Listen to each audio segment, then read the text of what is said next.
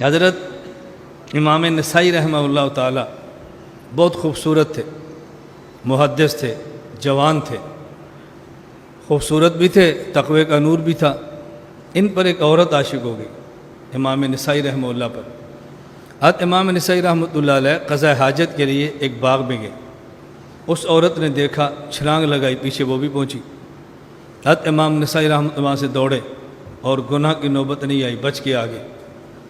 حضرت امام نسائی رحمہ اللہ کی جوانی گزری، بڑھاپا شروع ہوا، اس عورت کا عشق ذہن میں آیا۔ حضرت امام نسائی سوچنے لگے جب جوان تھا اگر اس عورت کی خواہش کو پورا کر دیتا اور بعد میں توبہ کر لیتا کیا فرق پڑتا تھا۔ یہ خیال آیا تھا تو رونے لگ گئے، بہت روئے اس بات پہ کہ جب گناہ کرنے کی ہمت تھی تو گناہ نہیں کیا، اب گناہ کرنے کی ہمت نہیں ہے تو وہی گناہ کرنے کا خیال مجھے آ رہا ہے، رونے لگے۔ روتے ہوئے حضرت امام نسائی رحمہ اللہ کی آنکھ لگ گئی۔ جب سوئے تو رسول اکرم صلی اللہ علیہ وسلم کا دیدار ہوا۔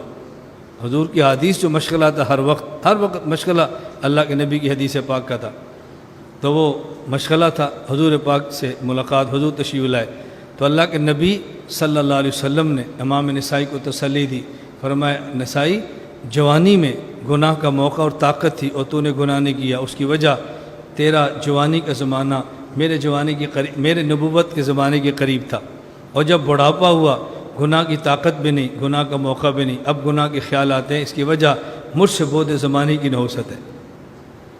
جوانی کا یہ قربت نبوت کا دور تھا اور تمہارا بڑھاپا یہ نبوت سے بعد ہے، وہ قربت نبوت کی وجہ سے تھا، اور اب یہ بعد زمانے کی وجہ سے کیفیت ہو گئی ہے، اس لیے تم نے گھبرانا نہیں ہے۔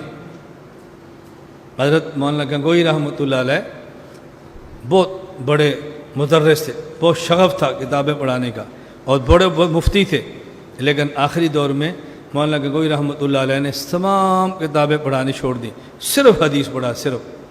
فرماتے ماں ہرچ خواندہ ایم فراموش کردہ ایم اللہ حدیث یار کے تکرار کردہ ایم، میں ہرچ خواندہ ایم فراموش کردہ ایم اللہ حدیث یار کے تکرار کردہ ایم، جو کچھ پڑھا تھا میں نے بھلا دیا ہے، اب صرف اپنے یار کی باتیں کرتا ہوں۔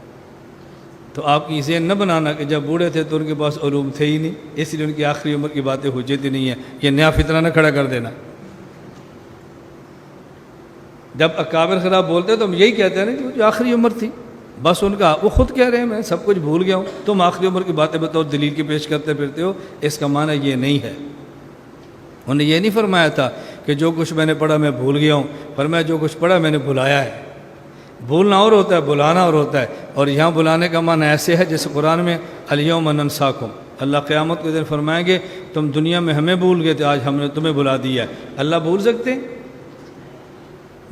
ہیں؟ اس بھولنے کا مطلب کیا ہے؟